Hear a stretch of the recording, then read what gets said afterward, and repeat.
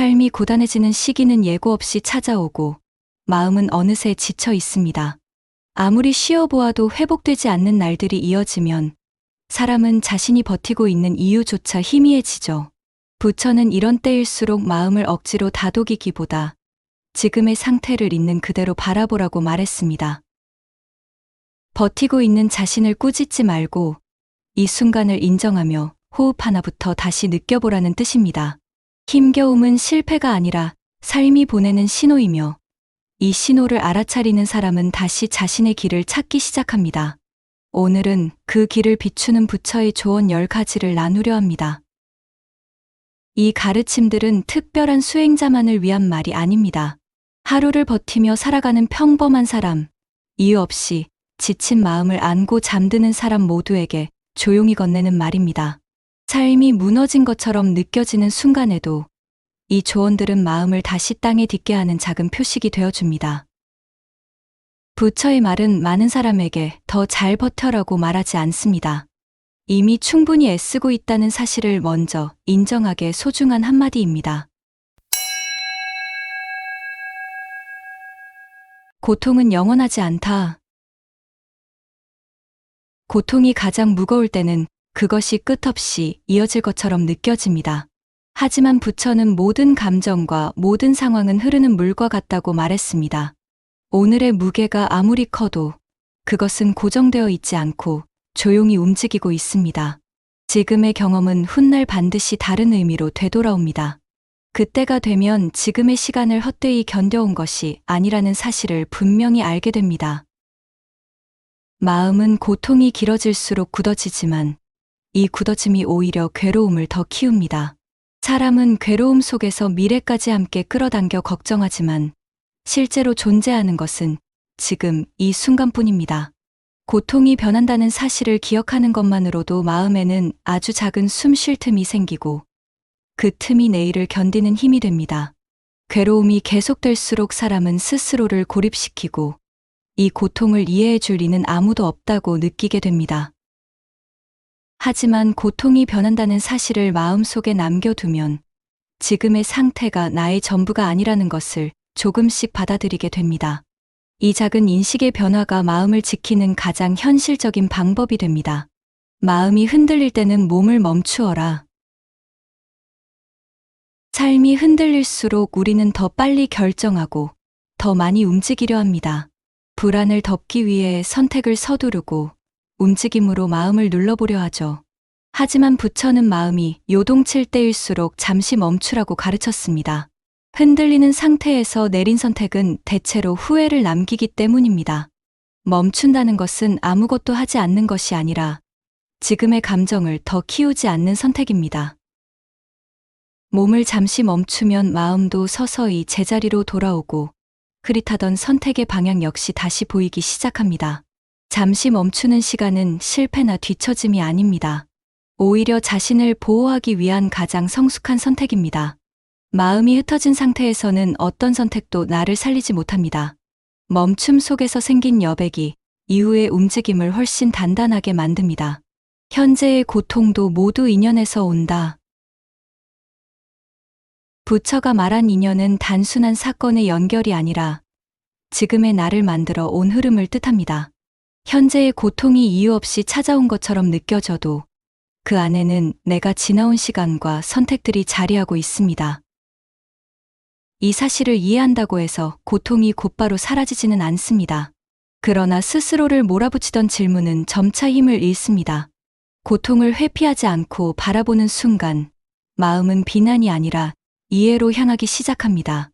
자신을 이해한다는 것은 변명하거나 합리화하는 일이 아닙니다. 지금의 고통이 어디서 비롯되었는지를 차분히 바라보는 일입니다. 이 과정을 거치며 사람은 처음으로 자기 편이 되는 법을 배웁니다. 내려놓는다고 사라지는 것은 아니다. 힘든 마음을 억지로 내려놓으려 할수록 오히려 더 깊이 붙잡히게 됩니다. 부처는 내려놓음이란 밀어내는 행위가 아니라 받아들임 끝에서 자연스럽게 일어나는 움직임이라고 말합니다. 지금의 불안과 후회를 없애야 할 대상으로 보지 않고 잠시 머무는 손님처럼 바라보는 것만으로도 마음의 긴장은 풀리기 시작합니다.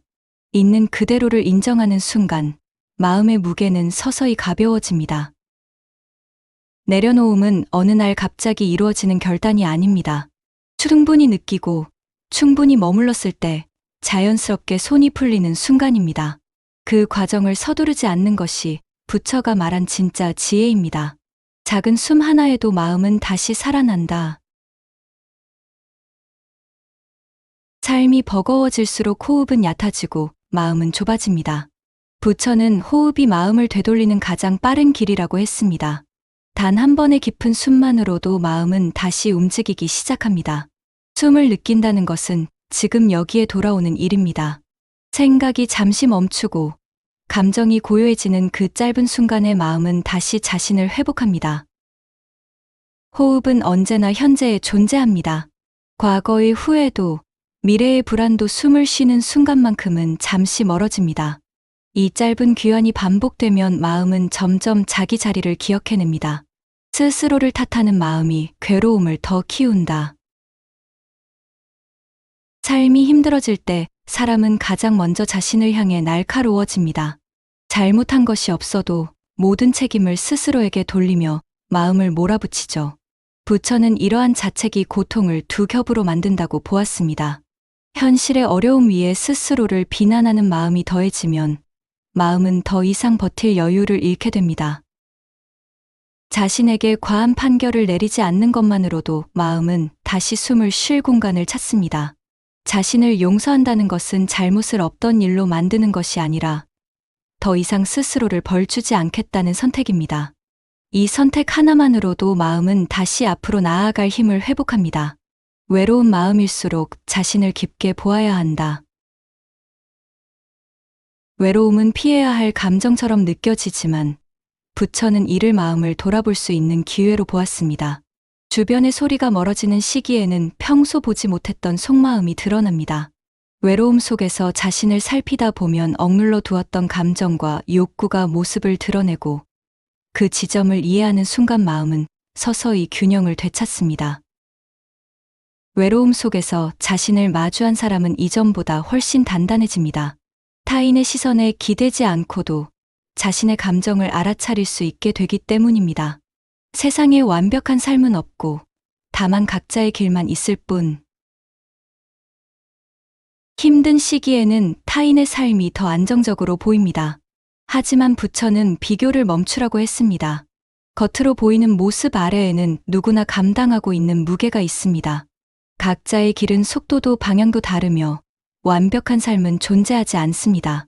비교를 내려놓는 순간 마음은 다시 자기 자리로 돌아옵니다. 비교를 멈춘 자리에 남는 것은 나만의 속도입니다.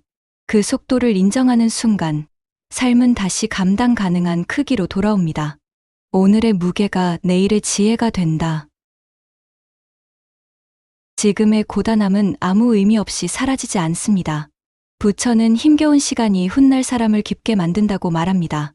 오늘의 무게는 언젠가 타인의 상처를 이해하는 힘이 되고 같은 아픔을 반복하지 않도록 돕는 지혜가 됩니다. 견디고 있는 지금의 시간은 이미 변화를 향해 움직이고 있습니다. 마음이 고요해지면 길은 스스로 모습을 드러낸다. 삶이 막혀 보일 때 우리는 답을 찾기 위해 더 조급해집니다.